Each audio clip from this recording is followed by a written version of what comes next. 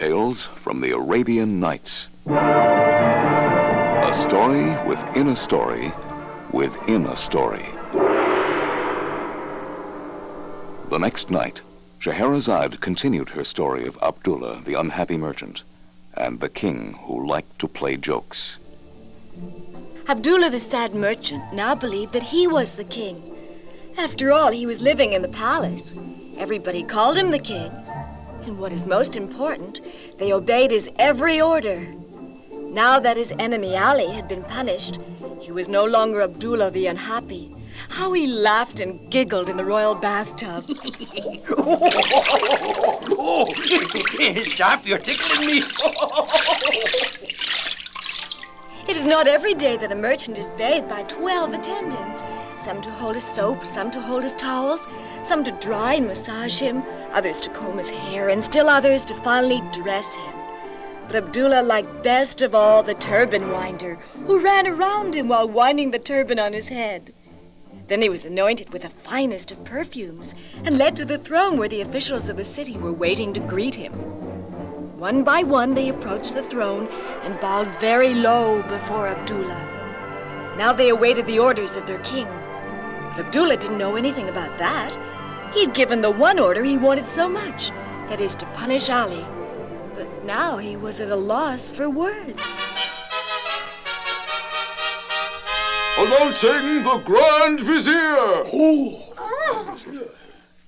If anyone knows that I am not the king, he will be the one. All right, officials, you have greeted the king. You can now leave and go about your business. Your Excellency, you have once again proved that you are the guardian of the people. I went to the home of Ali the tax collector as you directed, and I have discovered a vast accumulation of wealth in his cellar. It is quite obvious that he was stealing from you and the people of this city. How did you ever learn of his treachery? It came to me in a dream. Last night I dreamt that I was an unhappy man by the name of Abdullah, and this Ali had treated me very badly. So take 400 pieces of gold from the cellar of Ali and bring it to the mother of the unhappy Abdullah who lives near the sign of the crescent. It shall be done, Your Excellency. The vizier bowed and left the room with his soldiers. At the same time, the royal pillow carriers entered with dozens of the finest silk pillows. These they piled in front of the throne like a blue mountain. Abdullah climbed to the top, and he felt like he was floating on a cloud. Then a dozen servants entered carrying trays of meats, cakes, fruits, and beverages. The aroma and display was dazzling. He did not know whether it was breakfast or lunchtime, but he soon learned that eating went on all day, that food and drink was constantly being brought to his side. And to aid in the digestion of the rich food, there was a constant flow of dancers and singers to feast both the eyes and ears. Abdullah was at first entranced and spellbound, but then he shouted encouragement at the performers. Bravo! Bravo! Encore! Encore! And so the day passed for the happy king, or rather Abdullah, who thought he was the king. The servant who had awakened Abdullah that morning now approached with a silver goblet brimming with a sparkling beverage. Your Highness, here is your royal potion that you take each evening at this time. Do I? Oh, I mean, I do.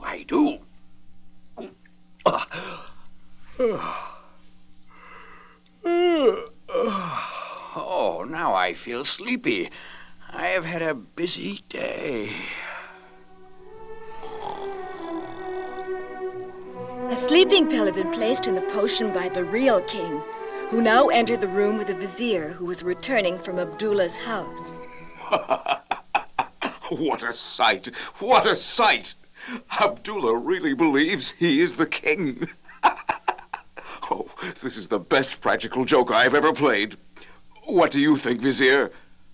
I have always said that my Majesty is a top prankster.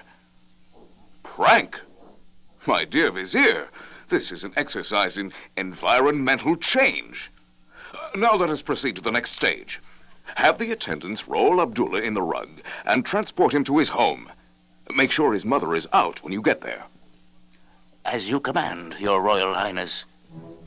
The attendants, under the direction of the vizier, soon deposited Abdullah on the floor of his home. They were unseen by the mother, who was out shopping in the bazaar. Abdullah slept through it all.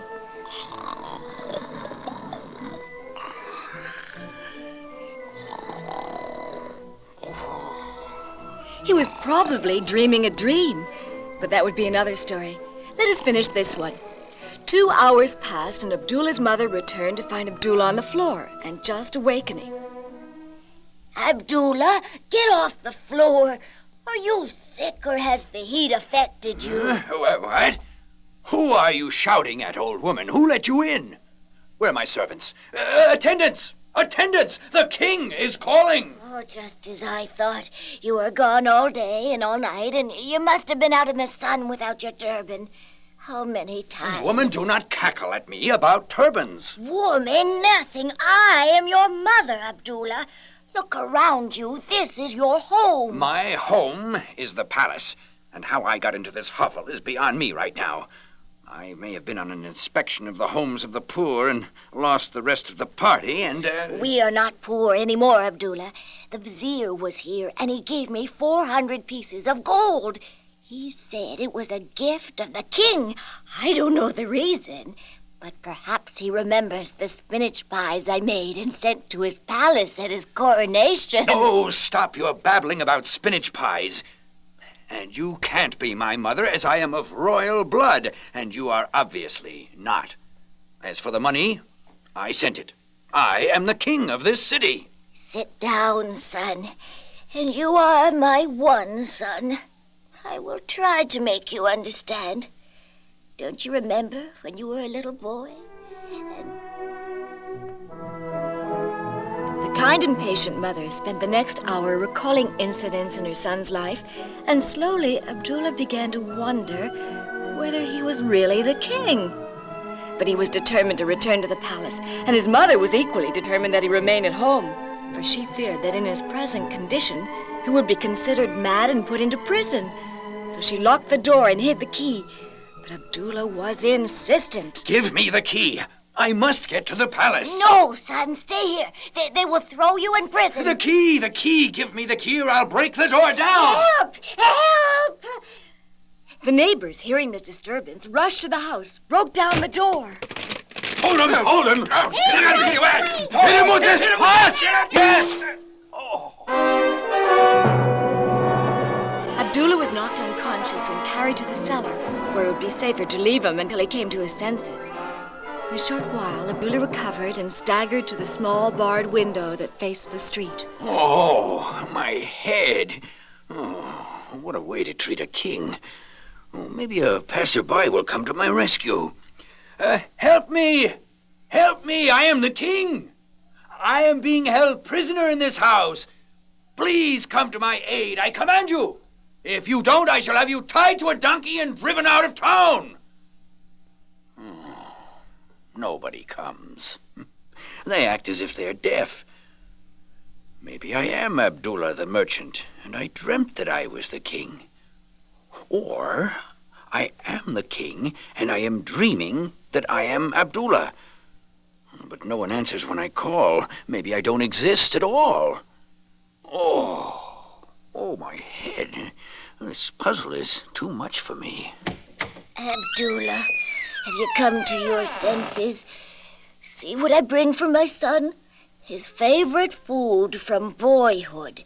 Spinach pie and camel's milk. Leave the tray over there, woman. Oh, you're still playing the king, are you? I have no food for the king. I will take the tray back upstairs. No, my stomach says that I am Abdullah. All right, I will leave the food. But when your head tells you that you are Abdullah, you can come upstairs. After I finish this meal, I must take a nap. Maybe I will have another dream that will solve all my problems. Abdullah soon slipped into a half-sleep, never sure whether he was awake or asleep. Suddenly, someone was calling his name. Abdullah, wake up. Wake up. Who's there? Why, It's the vizier and a man dressed in the king's clothes. Are you the king? Of course I am. Don't you recognize me? I, of course, recognize the vizier, but you are the man that I invited to my house for dinner. Are you really the king? Yes, I am. And you are Abdullah, the unhappy merchant. I was touring my city in disguise in order to learn the true feelings of my subjects. Well, I've had my little joke now, and I have learned that the unhappy merchant can be a happy king. would a gift of 1,000 pieces of gold change an unhappy merchant to a happy merchant? It might very well be the perfect remedy.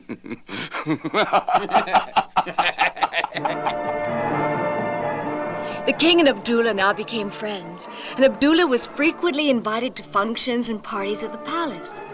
Abdullah's mother, too, was invited, and the money that Abdullah received was spent in refurnishing his home and for fine clothes and rich food. After all, if one becomes the companion of the king, one must live in a royal fashion. In this way, the money was spent quite rapidly, and within a year's time, the money was practically gone. Mother, there is no money left to pay for your new silk dress. But you are now the friend of the king. Can't you ask him for a loan, or better still, a gift? No, it would not be proper. But there might be another way, if you will agree to play a good acting role. Anything, my son. I have grown too accustomed to the rich life to wish to return to the old days. As we well know, the king is fond of playing tricks. We shall now fool him. You are to tell the king that I am dead and that you need money for a proper funeral. He will not refuse such a request. Go ahead, put on your mourning clothes. Oh, and I shall let my hair be uncombed and rub my eyes until they are red. Fine. Abdullah's mother hurried to the palace and told the king of the misfortune. The king, instead of handing over the money, insisted on accompanying the mother back to Abdullah's house. He wanted to see his friend for the last time. When Abdullah saw them approach his house, he quickly applied some flour to his face and hands, wrapped himself in a sheet, and lay down on the bed with his arms folded across his chest. There he is, Your Highness, gone like the wind. Such a pity. And he seemed so healthy when I saw him last. But these things are beyond us mortals. Abdullah shall have a fine funeral. Gold shall be sent to you immediately upon my return to the castle. Peace be with you, dear mother.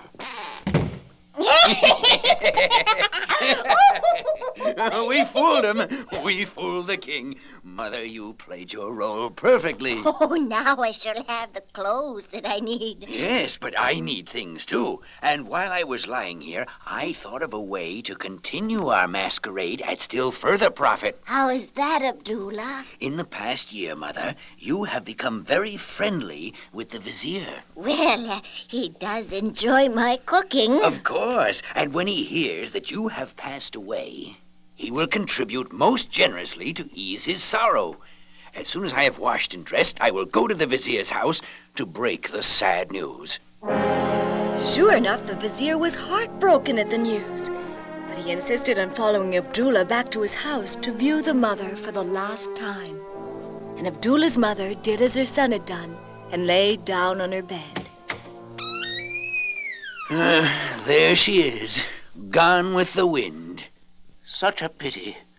And she seemed so healthy when I last saw her. Her cooking was worthy of the angels, and I trust that is where she is needed. Abdullah, when I return home, I shall send funds for a suitable farewell. Peace be with you.